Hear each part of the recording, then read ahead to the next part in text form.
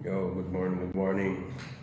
Nalabas na mag-isa ngayon at magpapapawis tayo ng konti. Mag-ikot-ikot tayo para magpapawis.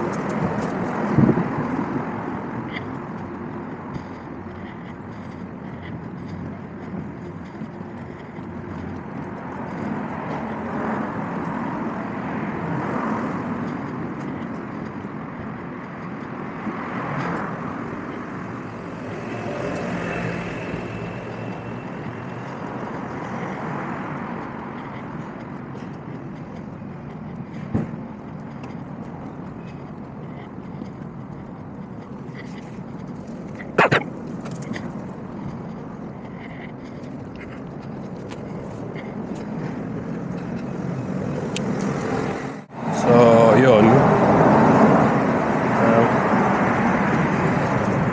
Ang panahon dito ay malamig. Hindi naman siya magkano malamig pero gloomy. Pero ayos lang din. Kaya naisipan ko magpapawis at ilang araw na rin akong hindi pinagpapawisan. At saka makakapaglakad-lakad na rin. Kaya paglabas mo ng bahay ng kaibigan ni Chris, nakasama niya noon sa Saudi, nung nagsa-Saudi pa siya, pagkakanan mo agad-agad Heart of Triumph na. Kaya ang ganda ng place niya talaga. Kaya gustong-gusto na namin pumunta dito kasi nandito lang talaga siya sa pinaka-sentro ng Paris. Ganda.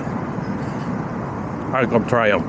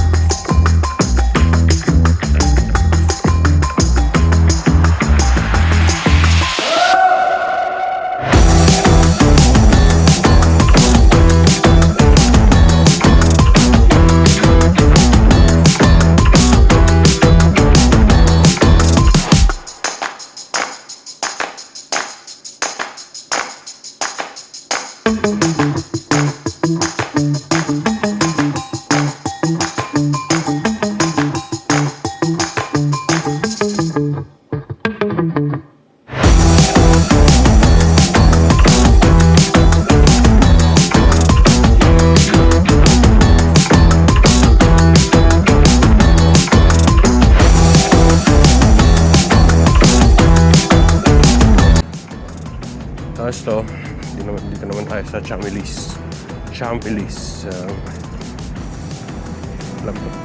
Handa yata nila to.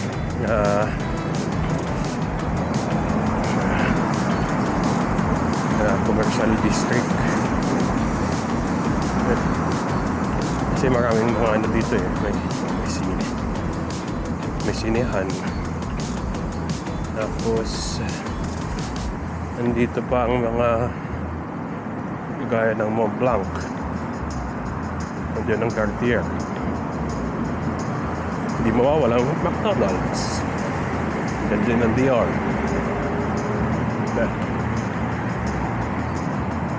Tapos, ano pa meron dito?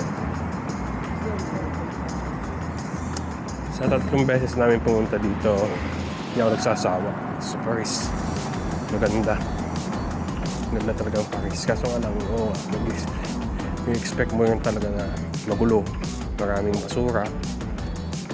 Maraming mga gago. Malaking city eh. Kaya ganun talaga. Kahit saan namang city, ganun eh. Nandito rin ang Saint Laurent, Moncler. Ayun, Bubos. Kaya ito, parang luxury shopping